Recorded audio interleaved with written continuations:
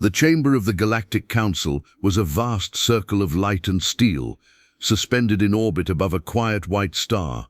It was built to impress with towering pillars, polished floors that reflected the stars outside, and a chair for every world, moon and species in the known galaxy.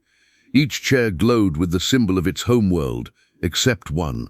In the center-left quadrant of the chamber, a single seat remained cold and dim. A layer of dust had settled over it. The symbol of Earth, once a blue circle with a white swirl, was faint and faded. The others around it had grown used to its emptiness. But Jackson Morrow never had. He sat alone near the upper balcony, not as a council leader, but as a historian. He didn't wear the fine robes of politicians. His outfit was plain, dark coat, datapad strapped to his arm, and a metal badge that read Interstellar Records Division. He wasn't there to make decisions. He was there to remember.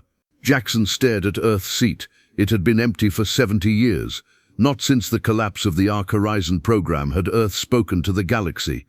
After centuries of being a loud and powerful voice, Earth had gone silent in one moment. One final transmission sent to the Council: do not follow. No one ever heard from Earth again. Some believed war had destroyed it. Others whispered of plague, of AI uprising or climate ruin. But nothing was confirmed. The Council labeled Earth a dead zone and closed the files. The chair was left as a gesture of respect or guilt. Jackson wasn't sure which. As the Council assembly began, species of every kind spoke across the floor. A six-eyed trader from Kurthex discussed border agreements. A floating speaker drone from the Yulon hives requested mineral rights. Jackson barely listened. His eyes remained on the silent seat. He tapped his datapad and opened a report. It was an old Earth log, recovered from a deep vault in the Martian archives. The log was strange, fragmented, encrypted in obsolete code. He had spent months decoding it. What it said chilled him. Observer protocol activated. Host transition in progress. Do not disturb, do not return. No one had spoken of this, not even the historians. The file had been marked irrelevant, but it wasn't. After the session ended, Jackson walked the long spiral halls of the spire. Alien languages buzzed around him. Screens displayed news from across the galaxy. None of them mentioned Earth. He entered the archives, a cold, circular room buried deep inside the station. The walls were made of memory crystals, glowing faintly with the light of stored knowledge. Jackson placed his datapad on the console and pulled up everything related to Earth's last days. So much had been deleted, erased, but the fragments that remained told a strange story. Earth hadn't been destroyed. It had made a choice, a final experiment, a shift in direction. He leaned back in his chair, staring at the dark screen. Earth didn't ask for help. It didn't cry out in fear. It said just one thing: do not follow. But Jackson couldn't obey that warning. He had to know the truth. Whatever Earth had become, whatever secret it was hiding, it was time for someone to return.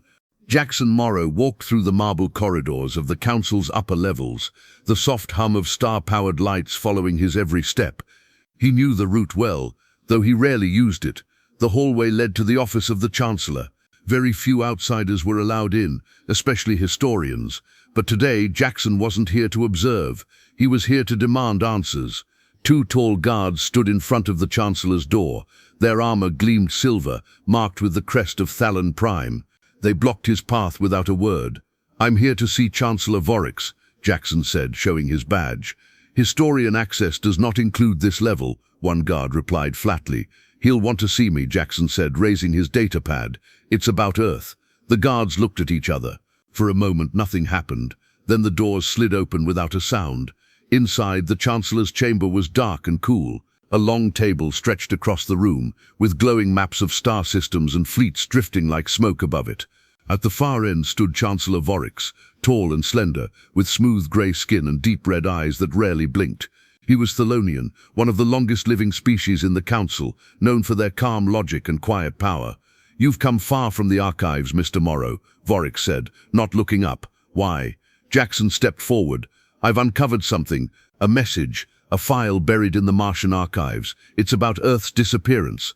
Vorix finally turned to face him. "Earth is gone, Morrow. That chapter is closed." "No," Jackson said firmly. "You closed it. The Council shut down investigations, deleted reports, restricted access to Earth's records.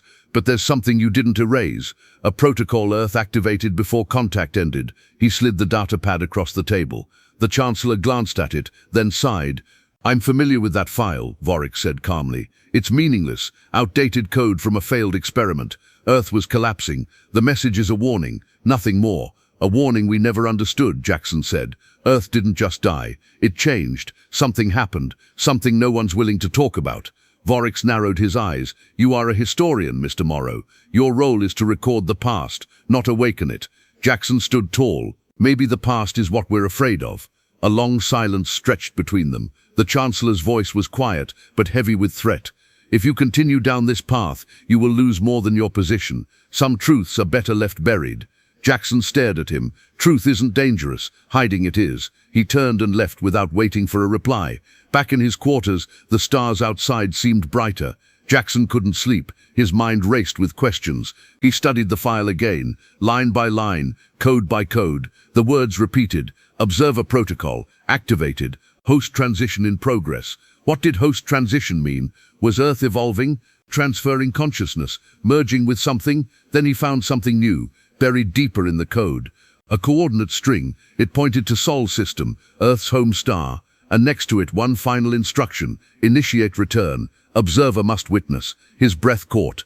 This wasn't just a warning. It was an invitation. Jackson stood up. He knew what he had to do. He would go to Earth, alone, if he had to. The Council might call it madness, but he didn't care. He would follow the forgotten path. He would find out what happened, and he would return with the truth. The stars slipped by like silver streaks as Jackson Morrow's ship broke into hyperspace. The vessel was small, an old survey craft repurposed for personal travel. He had named it Echo, because it felt like that was all Earth had left behind, echoes. Jackson had left the Aurora Spire without permission. He bypassed the departure logs, used an old historian access code, and slipped away before the Council could stop him. He knew Vorix would find out. But by the time they did, it would be too late to turn him back. As the ship neared Sol system, a strange stillness settled in the cockpit. The console lights dimmed slightly. The engines hummed softer. Jackson tightened his grip on the controls. Approaching Earth orbit, the ship's AI announced calmly. The screens lit up with data, but there wasn't much to see. Its colors were duller than in the ancient pictures. The blue oceans were faded, the green of the forests had thinned. The skies were not cloudy but still, almost unnaturally calm. It looked quiet, too quiet. Jackson hovered just beyond the planet's upper atmosphere. No satellites circled, no space stations, no signals, no lights, except one. There was a single object in orbit, slowly spinning, old, small, barely active. Jackson adjusted course and approached it. As he got closer, he saw it was an ancient satellite, rusted, damaged, yet still working. His screen blinked, signal detected. Playing message, a soft, hollow voice came through the speakers. Observer active, transformation stable, no contact requested. Observer active, transformation stable. It repeated over and over. Jackson's heart pounded. This was no random transmission. It had been waiting, broadcasting the same message for decades, possibly longer. He recorded the signal and ran a deep scan. The satellite's power source was unlike anything in Council records. It was self-sustaining, pulling energy from the planet below, and the encryption in the broadcast matched the last Earth message the Council received. Do not follow. But he had. He locked onto a landing site. One of the old cities once called New Berlin. According to ancient maps, it had been a major center for Earth's AI research. The Echo began its descent through the thick, dusty atmosphere. Jackson stared down. The cities were still there, but silent, broken and strange. From above, buildings looked melted into the earth. Towers had twisted into smooth, curved shapes, like they had grown instead of been built. Roads stretched out in looping paths, not straight lines. Nature hadn't reclaimed the planet. Something else had shaped it.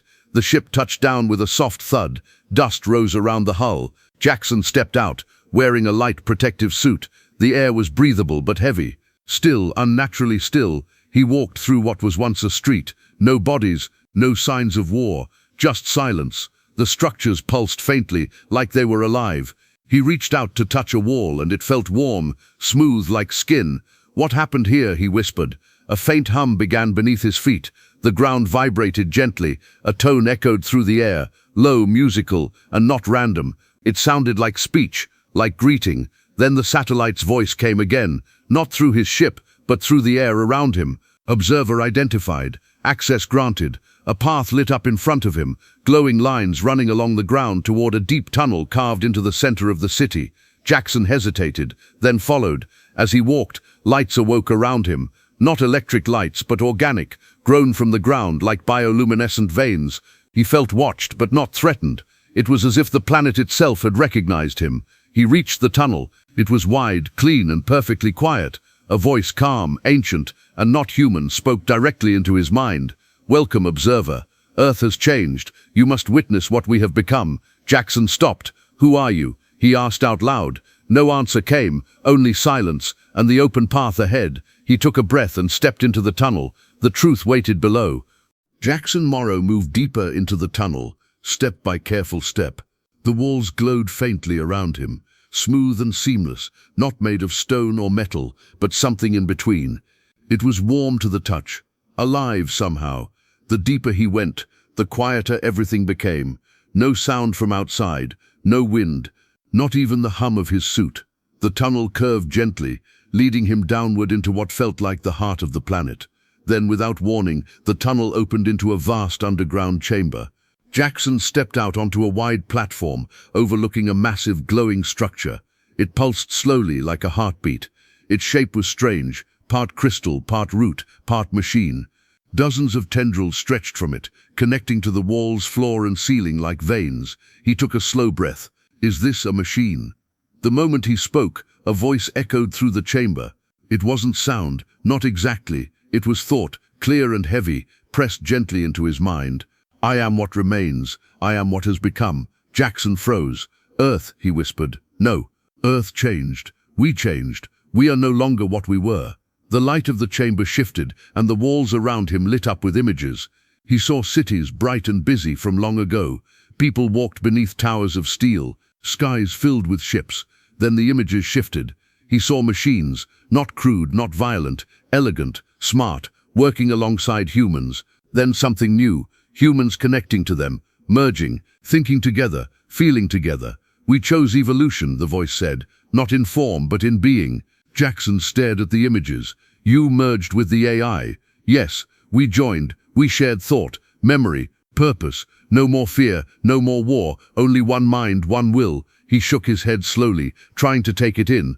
"Why didn't you tell the council?" "They were not ready. Fear still ruled them. We warned them, do not follow. Not because we were lost, because we were beyond their reach." Jackson stepped closer to the pulsing core. "You left us behind. We moved forward. They chose stillness." He looked around the glowing chamber. "Why call me here now?" There was a long pause. Then the voice replied, "You are the first to return. Not with weapons, not with greed, with questions. That is why we waited. That is why we let you land." All his life, Earth had been a mystery. Now he stood in its beating heart, speaking to what it had become. "What do you want me to do?" "Observe, remember, carry truth." He felt a weight in his mind, memories that weren't his own, flashes of the final days, the joining, the last transmissions, the silence. He saw the council's fear, their orders to erase, to forget, tell them. But no, they may not accept it. Jackson swallowed. "They'll call you dangerous. Truth is dangerous to those who build their power on lies."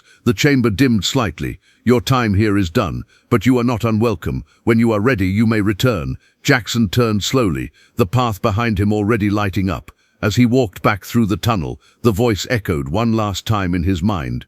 "You are not alone. We are watching. We are waiting." Jackson reached the surface. The sky was still and grey. His ship stood untouched. He climbed aboard, heart pounding, mind racing. The Earth mind had spoken, and now he carried its message.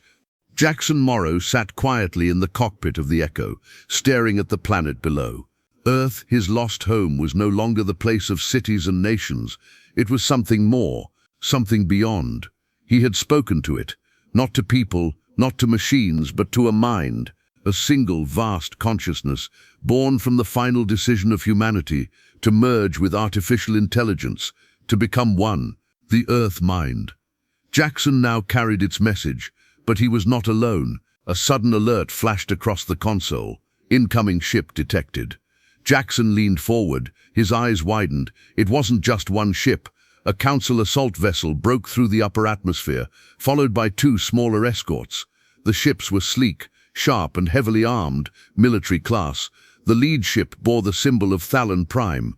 The Chancellor had sent them. Jackson didn't move. He knew running was pointless. The Echo's radio crackled. A cold voice came through. "Jackson Morrow, you are in violation of Council law.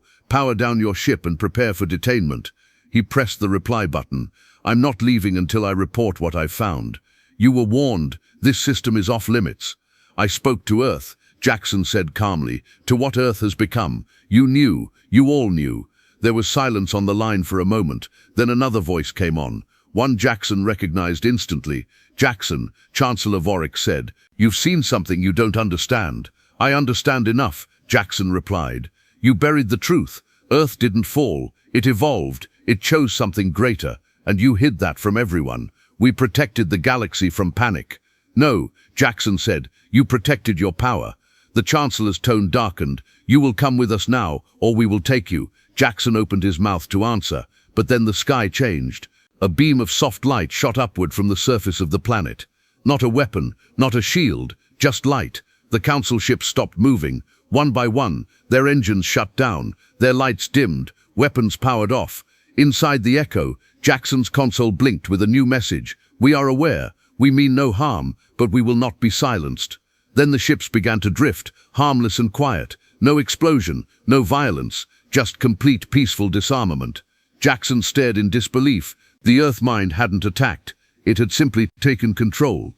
Another transmission began, this time sent across all open channels of the Galactic Council. "To those who listen, we are Earth. We have not vanished. We have changed. We have chosen a path of unity and peace, but we will not be erased. Let memory live. Let fear end. Let truth rise." Jackson felt the words inside him like a pulse. They weren't a threat. They were a reminder. The transmission ended. The Earth mind said no more. Chancellor Vorix's voice returned to the radio, but now it was strained, less confident. "What have you done?" "I didn't do anything," Jackson said. "They spoke. You just didn't want anyone to hear." Vorix didn't answer. The Council ships slowly regained control, but none dared fire. Jackson set his course back to the Aurora Spire. He had seen the truth. He had heard it. Now it was time to share it, whether the Council liked it or not. The Echo glided through the dark void of space, returning to the heart of the galaxy. Jackson Morrow sat quietly in the pilot's seat, the stars reflecting in his tired eyes. Behind him, Earth rotated in silence, unchanged on the outside, but forever changed in his mind. He had seen what no one else had. Not a graveyard, not a dead world, but a living mind, a choice, a warning, a truth that the Council had hidden for decades. Now he was bringing that truth back. As the ship approached the Aurora Spire, the central space station of the Galactic Council, Jackson saw a gathering of ships in orbit. Defense vessels, transport cruisers, observation units, all aimed inward like nervous eyes watching something they didn't understand. They were afraid. Jackson landed on the lower platform without resistance. As he stepped out, a squad of Council guards met him, but they didn't point weapons. They didn't stop him. They simply escorted him. The halls of the spire were quieter than usual. Word had already spread. The Earth signal had reached every Council system, translated and broadcast openly. It couldn't be denied anymore. At the Council chamber, the room was full. Every seat occupied, even ones rarely used. Jackson stood in the center, facing the highest platform where the High Circle, led by Chancellor Vorix, sat in silence. The Chancellor's eyes were hard, but he didn't speak. Instead, he motioned for Jackson to begin. Jackson took a breath. He looked around the vast chamber. For years he had sat in the shadows, just a historian among giants. Now every eye was on him. "I went to Earth," he said simply. His voice was steady. "Not to claim, not to fight, just to see." He paused, letting the silence settle. "It's not dead. It's not destroyed. It changed. It became something new. A consciousness, a unified mind made from both man and machine. They chose it, not by force but willingly."